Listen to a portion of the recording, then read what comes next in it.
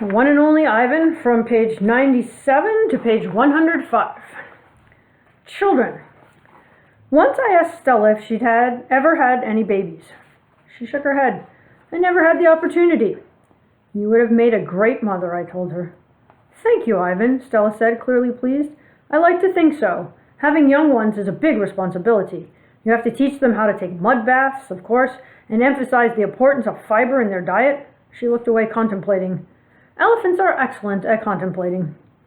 I think the hardest part of being a parent, Stella added after a while, would be keeping your babies safe from harm, protecting them. The way silverbacks do in the jungle, I said. Exactly, Stella nodded. You would have been good at protecting too, I said confidently. I'm not so sure, Stella said, gazing at the iron bar surrounding her. I'm not sure at all. The parking lot. Mac and George are chatting while George cleans one of my windows. George, Mac says, frowning, there's something wrong with the parking lot. George sighs. I'll take a look as soon as I'm done with this window. What's the problem? There are cars in it. That's what's wrong. Cars, George. Mac breaks into a grin. I think things are actually starting to pick up a bit. It's got to be the billboard. People see that baby elephant and they just have to stop and spend their hard-earned cash. I hope so, George says. We sure could use the business. Mac's right. I have noticed more visitors coming since he and George added the picture of Ruby to the sign.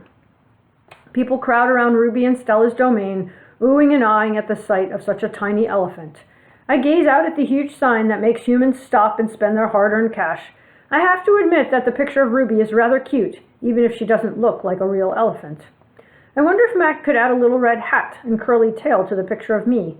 Maybe more visitors would stop by my domain. I could use a few oohs and ahs myself.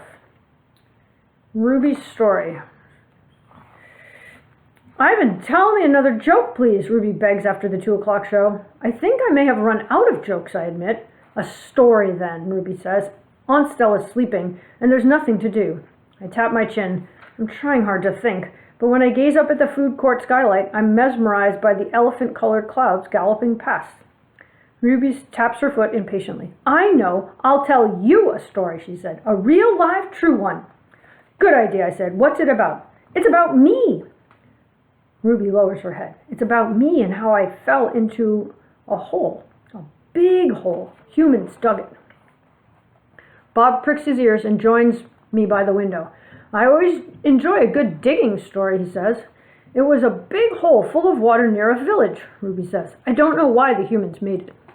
Sometimes you just need to dig for the sake of digging, Bob reflects.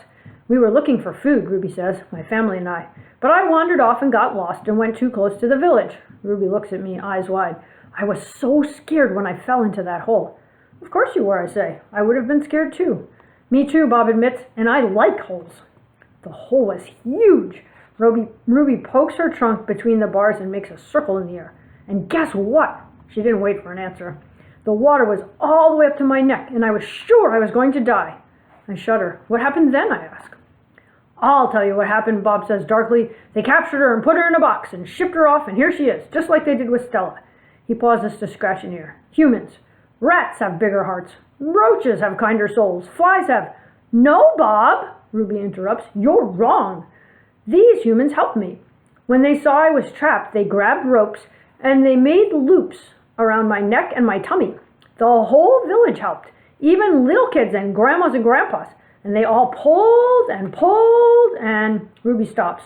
Her lashes are wet, and I know she must be remembering all the terrible feelings from that day. And they saved me, she finishes in a whisper. Bob blinks. They saved you? He repeats. When I was finally out, everyone cheered, Ruby says, and the children fed me fruit. And then all those humans led me back to my family. It took the whole day to find them. No way, Bob says, still doubtful. It's true, Ruby says, every word. Of course it's true, I say. I've heard rescue stories like that before. It's Stella's voice. She sounds weary. Slowly she makes her way over to Ruby. Humans can surprise you sometimes. An unpredictable species, Homo sapiens. Bob still looks unconvinced. But Ruby's here now, he points out. If humans are so swell, who did that to her? I send Bob a grumpy look. Sometimes he doesn't know when to keep quiet. Ruby swallows, and I'm afraid she's going to cry. But when she speaks, her voice is strong. Bad humans killed my family, and bad humans sent me here. But that day in the hole, it was humans who saved me. Ruby leans her head on Stella's shoulders. Those humans were good.